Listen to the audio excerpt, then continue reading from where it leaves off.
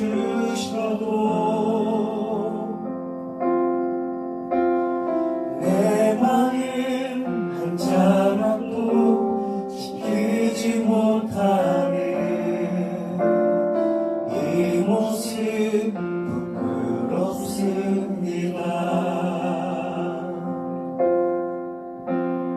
따스한 곁을 내어주신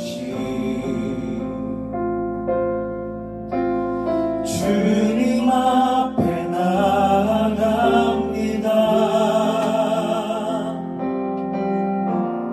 표현 못할 큰 길로 나를 붙드시는 주 이름만 바라봅니다. 매일 마주한 슬픔을 견뎌나가며 주 예수의 마음을 닮아가네.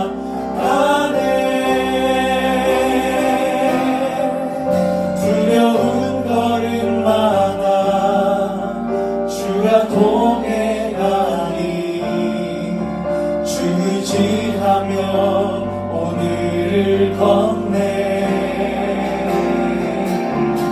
주의 신실한 소망을 깊이 담으며 주 예수의 풍요를 채워가네.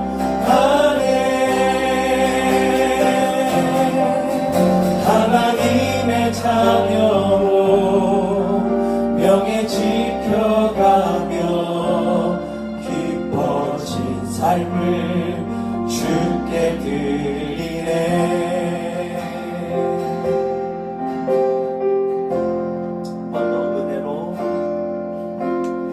은혜로 날 보듬으시고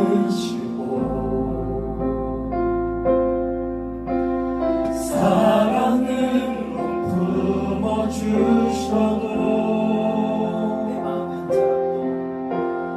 내 마음 한 자락도 지키지 못하네.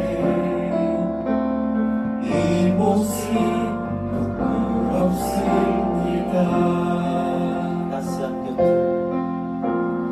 따스한 곁을 내어주신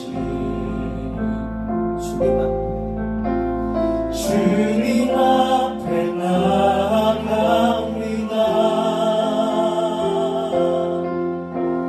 표현 못할 큰 길로 나를 붙드시는 주 이름만 바라봅니다. 매일 마주한 슬픔을 견뎌나가며 주 예수의 마음을 닮아가네.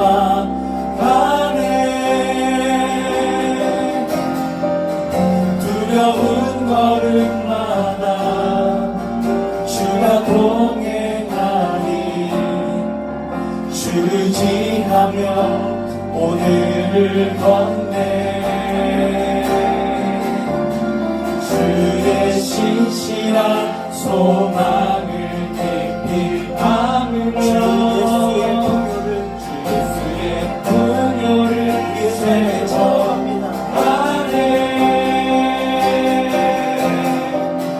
하나님의 자녀로 명예 지켜가며 깊어진 삶을 주께 드리네. 주의 신실한 소망을 깊이 담으며 주 예수의 풍요를 채워가네.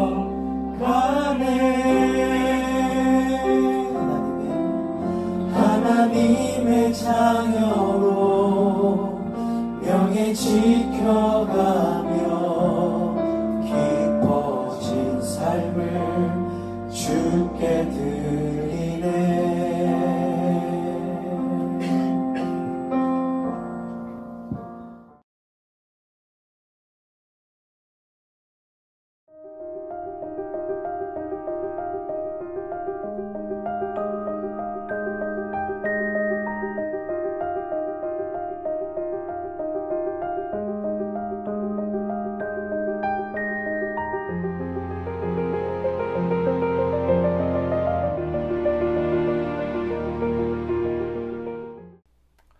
하나님께서 우리에게 원하시는 것은 순종이고 하나님께서는 순종을 다름 아닌 믿음이라 하십니다. 사실 하나님의 말씀을 믿기 때문에 하나님께서 하신 말씀에 순종하는 것이겠죠. 그래서 순종과 믿음은 불가분의 관계에 있습니다. 믿는 자는 순종하고 믿음은 순종으로 증명이 됩니다. 부디 하나님께 순종의 믿음을 보여드릴 줄 아는 저와 여러분 믿음의 백성이실 수 있기를 바랍니다. 오늘 본문에는 레갑 사람이 등장합니다. 레갑 사람은 광야의 족속인 겐 족속의 일파라고 합니다. 하나님 나라 백성과 겐 족속의 인연은 출애굽 당시로 거슬러 올라갑니다. 출애굽의 위대한 지도자 모세의 장인인 이드로, 여기에서 이드로가 말하자면 겐 족속입니다. 학자들에 의하면 출애굽을 한 이스라엘 백성이 광야 생활을 할 때 이스라엘의 무리와 합류하여 가나안 땅으로 들어간 것으로 보고 있습니다. 순수한 유대인은 아니지만 모세 장인이라고 하는 찬스를 입은 것으로 볼 수 있는 것이겠죠. 그러면서 이제 사실 겐 족속 외에 출애굽 당시 이집트에 살고 있던 다른 이방 민족 중에서도 하나님 나라 신앙에 동참하여 함께 출애굽을 한 사람들, 그런 식으로 유대인이 된 사람들이 다수 있었습니다. 하나님 나라 백성으로 인해 하나님 나라 백성인 이스라엘을 통해 드러난 살아계신 하나님의 능력으로 인해 그들도 하나님 나라 백성이 되었던 것입니다. 말하자면 하나님께서 이스라엘을 축복의 통로로 사용하셨던 것이겠죠. 그에 대해 몇몇 이방 족속이 바른 응답을 했던 것입니다. 나도 하나님을 믿겠다라고 했던 거죠.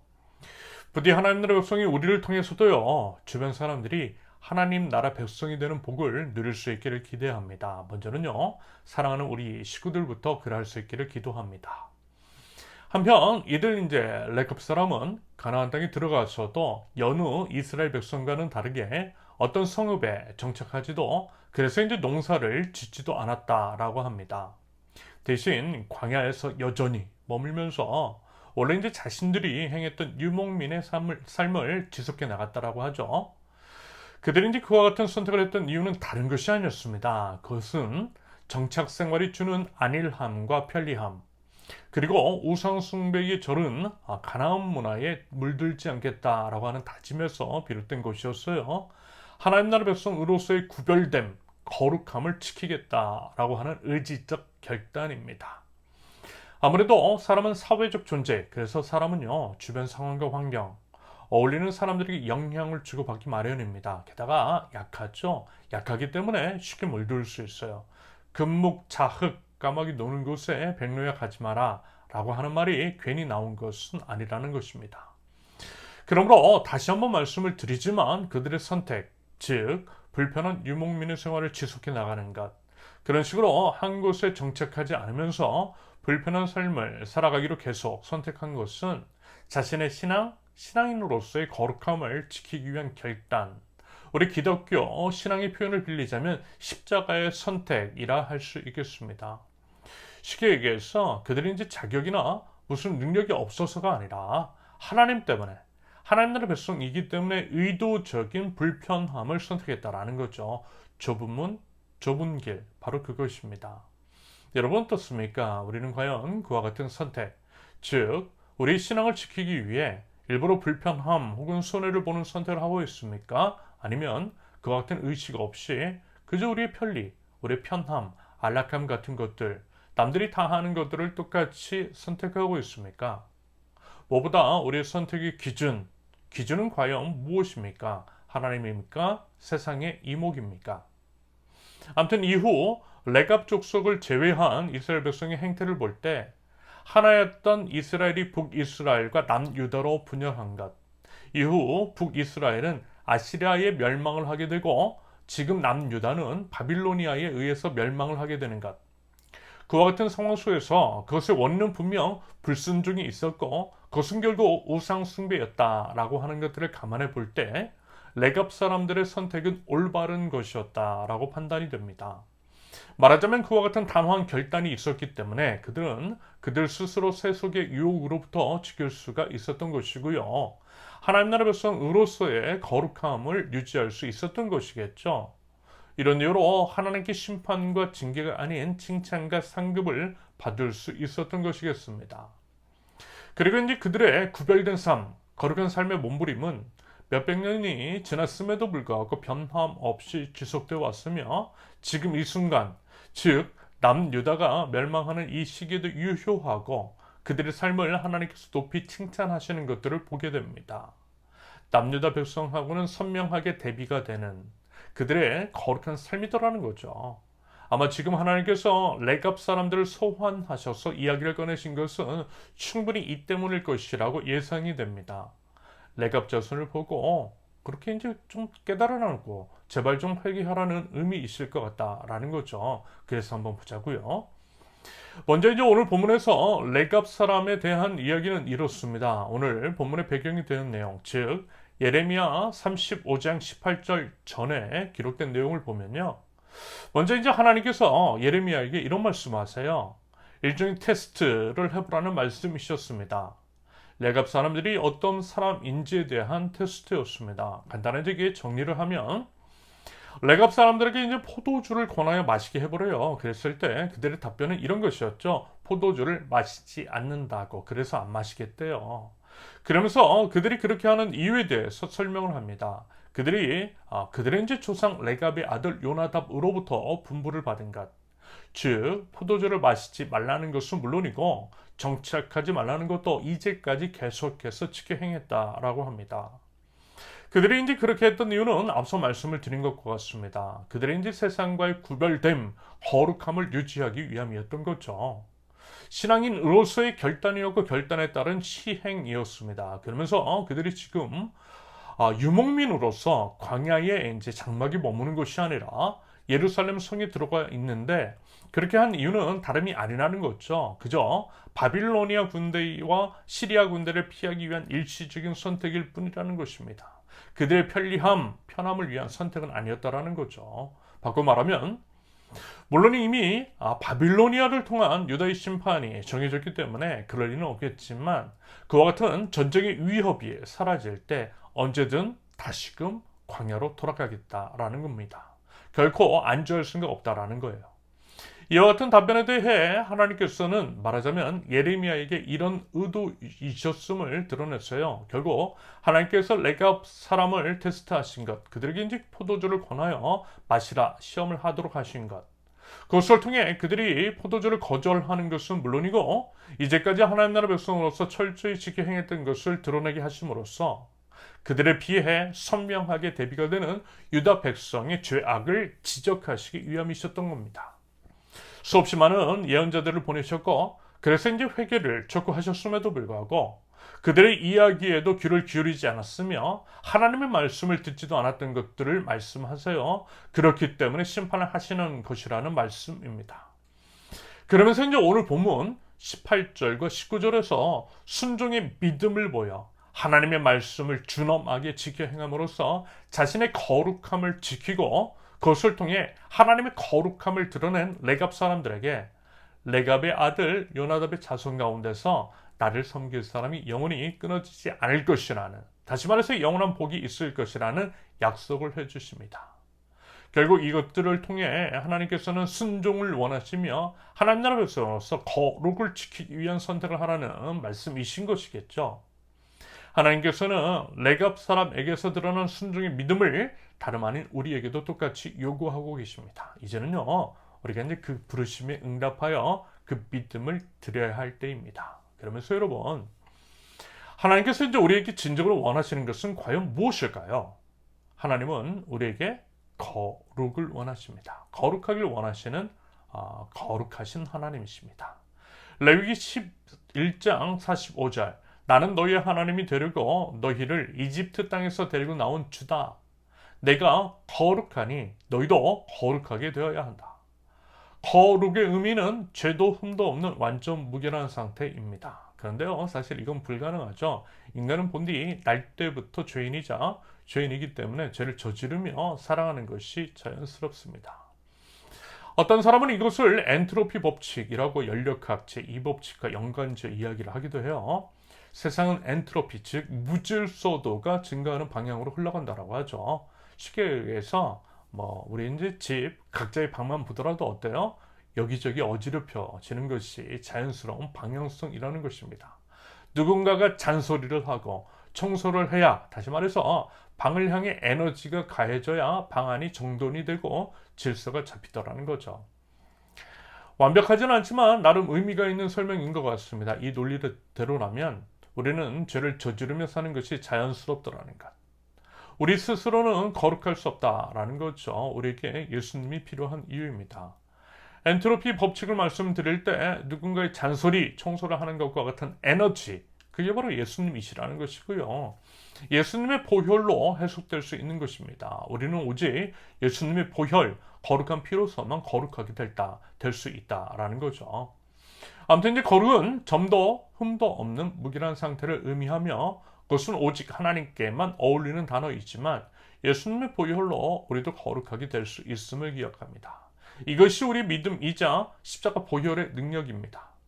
거룩하신 하나님 앞에 서기 위해서는 오직 거룩하신 예수님만이 필요한 이유, 오직 길이요 진리요 생명이신 예수님으로만 하나님께 나아갈 수 있는 이유입니다. 한편 거룩은 또한 구별됨입니다. 구별되면 거룩이라고 해요. 구별이라고 하는 단어의 뜻은요, 성질이나 종류에 따라서 차이가 난다라는 거죠.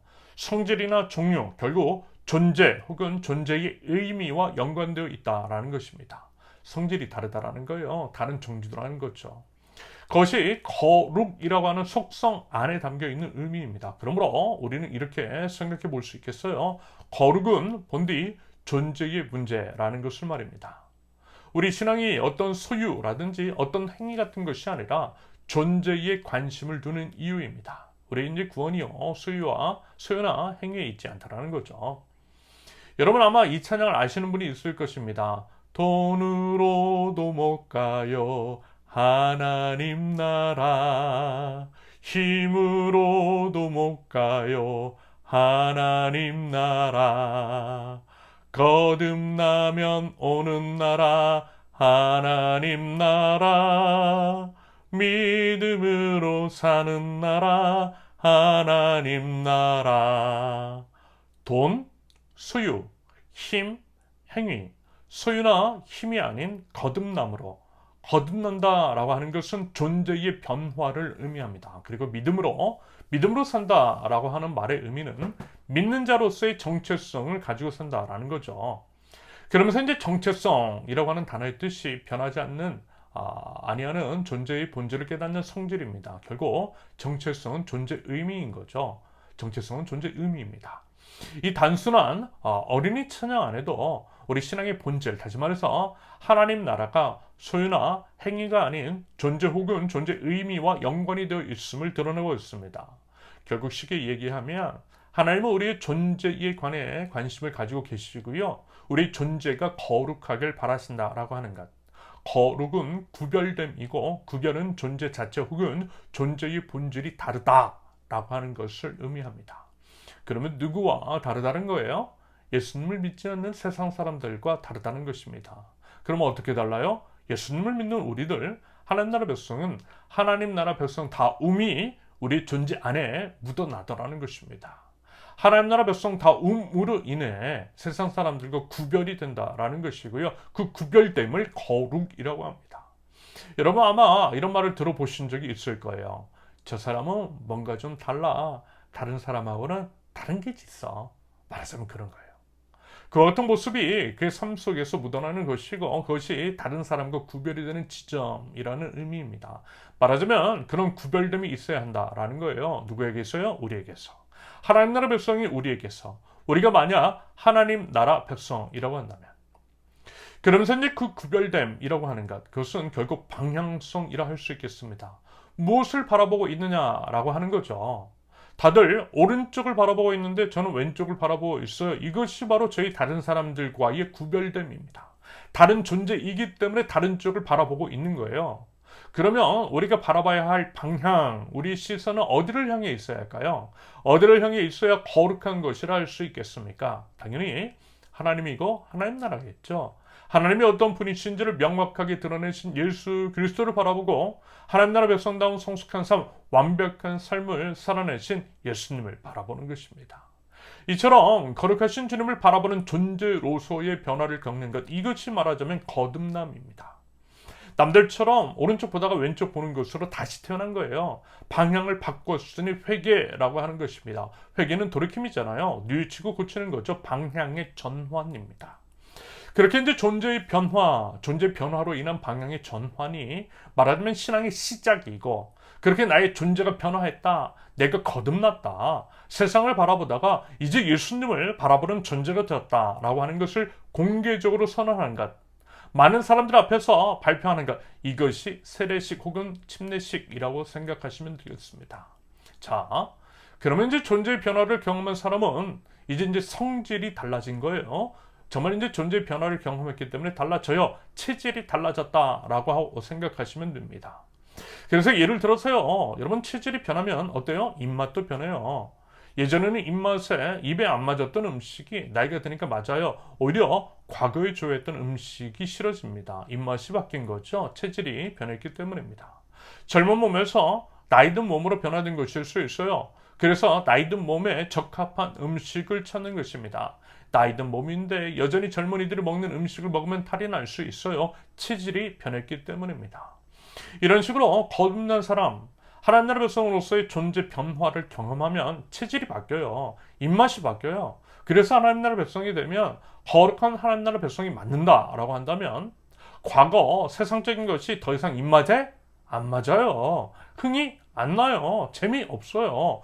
회심 후에 여러분 이런 걸 느껴보신 분들이 계실 것입니다. 물론 관성의 법칙이라는 것도 있죠. 관성의 법칙은 원래의 상태를 유지하려는 성질을 의미합니다. 여러분 버스 탈 때 잘 느낄 수 있죠. 움직이는 차가 멈추면 몸이 어때요? 앞으로 쏠려요. 버스는 멈췄지만 버스 안에 있는 우리는 계속 앞으로 진행하려고 하는 성질이 남아있기 때문입니다. 이것이 바로 관성의 법칙이라는 거예요. 맞아요. 우리는 원래 죄인이었기 때문에 죄를 저지르는 성질이 남아있어서 금방 바뀌지 않아요. 죄인이었기 때문에, 그래서 죄를 짓고 살았기 때문에 여전히 죄를 저지르려는 성질이 우리 안에 남아있어서 작용을 하고 있다는 것입니다. 그래서 이제 필요한 것은 계속해서 그 관성을 멈추게 하는 에너지의 공급이 필요해요. 죄를 멈추게 하는 에너지, 예수님이죠. 예수님의 십자가입니다. 이런 이유로 매일 십자가를 짊어져야 한다라고, 나는 날마다 죽노라라고 고백했던 것입니다.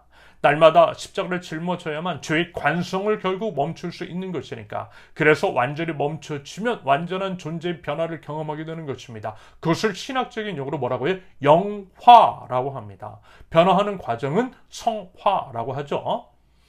아무튼 이제 존재가 변하고 거룩한 삶, 구별된 삶을 지향하게 되는 것, 그런 삶을 사는 것을 거룩이라고 했고요. 하나님께서 우리가 거룩하길 원하신다라고 했습니다. 그런다고 할 때 아무래도 이제 구별되려면 구별되는 대상과 달라야겠죠. 구별되는 대상은 당연히 우리가 살아가고 있는 세상입니다. 그러므로 세상과는 달라야 한다라고 하는 것, 다른 선택을 해야 한다라고 하는 의미인 거죠. 마치 누구처럼요? 레갑 사람들처럼.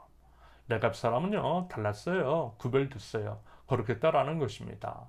남들은 모두 포도주 마실 때 안 마셨어요. 남들은 모두 편안하게 이제 유목성을 마치고 가나안 땅에 정착할 때, 요즘식으로 이제 표현하면 부동산 소유에 열을 올릴 때 그 투기 현장에 안 뛰어들었다라는 것입니다.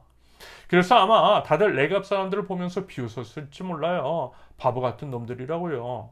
여러분 거위의 꿈이라고 하는 노래에 이런 가사 있잖아요. 혹 때론 누군가가 뜬모를 비웃음 내 등 뒤에 흘릴 때도 난 참아야 했죠. 그랬을 거예요. 레갑 사람들을 보면서 비웃었을 거예요. 그 비웃음, 비아냥거림을 그런 것들은 이제 참았을 것입니다. 왜요? 하나님 나라 백성으로서의 거룩함을 지키기 위해, 구별된 삶을 살아내기 위해서.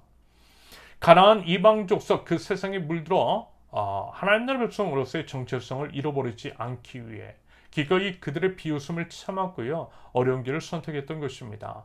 그리고 그 선택을 지속했던 거예요. 멈추지 않고 지속했어요. 그걸 하나님께서 기뻐 받으시고 그들에게 상을 주셨던 것입니다. 하나님은 거룩한 하나님 나라 백성을 기뻐하시고 그들에게 상급을 주시는 거룩하신 하나님이십니다.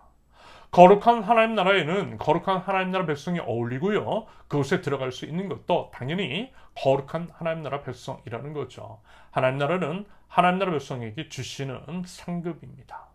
그러면서 여러분, 단순히 레갑 사람이 포도주를 안 먹었다, 안 마셨다라고 해서 술 마시지 말라고 하는 것, 반대로 술 마시는 것은 하나님 나라 백성 다 음이 아니라는 것은 아니죠. 여러분, 그것은 현상일 뿐 본질이 아니라는 거예요. 오히려 술에 관해서 성경은요, 술 취하지 말라라고 했지 술 마시지 말라라고는 안 했어요. 위장병 때문에 포도주를 조금 쓰라는 권면의 말씀도 나와 있습니다. 그러므로 그저 현상에 목매달고 그것으로 자신과 남을 정죄 판단하며 자유를 억압하는 것, 여러분 이게 바로 율법주의입니다. 이단적인 가르침인 거죠. 예수님께서 바리새인을 꾸짖으셨던 이유입니다. 여러분, 하나님 나라 백성은요, 다시 말해 하나님 나라 백성으로서의 존재의 변화를 경험하면 자유하게 돼요. 진리가 너희를 자유롭게 하리라 라고 하는 말씀의 의미가 바로 그것입니다. 내 존재가 변화하면 여러분 술을 마실 수도 있고요, 안 마실 수도 있어요. 그것은 성령 안에서 각자가 판단할 영역입니다. 술을 마시는 행위 자체는 신앙과 관련이 있을 수도 있지만 여러분 없을 수도 있어요. 사실 술이든 뭐든 같이 중립적이고요. 선하신 하나님께서 만드신 것은 선하지 않은 것이 없습니다. 그러므로 그 사람 존재가 어떤 식으로 그것들을 이용하느냐에 따라서 그것이 죄가 될 수도 있는 것이고 아닐 수도 있는 것입니다. 그리고 다 알아요. 그게 죄인지 아닌지는 말입니다. 왜냐하면 그것들을 어떤 마음으로 이용하는지는 자기 자신이 다 알 것이기 때문입니다. 여러분, 이 부분을요 정확하게 아셔야 합니다. 중요한 것은 존재라고 하는 것, 존재의 변화이고 그 변화에 따른 구별된 선택이 필요합니다. 그런다고 했을 때 레갑 사람들의 경우에는 하나님 나라 백성으로서 하나님 앞에 스스로 약속했던 것입니다. 다른 것을 약속할 수도 있었는데 그들은 그 중에서 포도주를 마시지 않겠다라고, 가나안 땅에 물들지 않겠다라고 선언했던 것입니다. 그리고 그것을 선택한 이유는 가나안 땅의 이방 문화와 연관이 되어 있고 그것이 이제 그들의 정체성을 흔들 수 있기 때문이었던 거죠. 그것들이 하나님 나라 백성됨을 훼손하고 하나님의 명예를 더럽히며 하나님을 멀리하게 만들 수 있다라고 판단했기 때문에, 다시 말해서 그러한 선택이 하나님 나라 백성이라고 하는 정체성, 그들의 이제 존재 의미를 흔들 수 있을 것이라 생각했기 때문에 최소한 그 정도는 지키고자 했다라는 것입니다. 그렇다면 여러분, 지금 우리가 살아가는 세상 속에서 우리의 정체성, 즉 하나님 나라 백성이라고 하는 존재 자체를 흔들 수 있을 만한 이방 문화, 세상의 거센 흐름은 과연 어떤 것들이 있을까요? 여러분, 그것들을 알아야만 바르게 대응할 수 있어요. 우리 자신을 지킬 수 있어요. 그래서 무엇인지 알아야 하고 분별해야 합니다. 지피지기면 백전불태. 사도 바울이 다음과 같이 말을 한 이유입니다. 로마서 12장 2절. 여러분은 이 시대의 풍조를 본받지 말고 마음을 새롭게 함으로 변화를 받아서 하나님이 선하시고 기뻐하시고 완전하신 뜻이 무엇인지를 분별하도록 하십시오. 하나님을 거스르는 이 시대의 풍조가 무엇이냐라는 것입니다. 그것들을 거절하고 구별된 삶을 살자라는 거예요. 마음을 새롭게 함으로 변화를 받아 존재의 변화를 통해 변화된 존재로서 여러분 어떻게 해요? 하나님의 선하시고 기뻐하시고 완전하신 뜻이 무엇인지를 분별하고 또 그것들을 행함으로써 우리가 하나님 나라 백성임을 세상 속에서 밝히 드러내자라는 것입니다. 누구처럼요? 레갑 사람들처럼. 하나님 앞에서 약속을 하고 그 약속에 순종의 믿음을 보여드렸던 레갑 사람처럼 말입니다. 이 시대의 풍조, 하나님의 뜻을 거스르고 하나님의 거룩함을 훼손하는 이 시대의 경향성, 여러분 그러면 과연 무엇이 있을까요? 결국 돈과 관련된 것이 아닐까 싶은 거죠. 돈을 사람보다 중요시하는 경향성. 돈이면 프리패스라고 하는 황금 만능주의. 돈을 숭배하는 배금주의. 돈 때문에 온천하보다 귀한 사람을 도구화하고 대상화하는 것.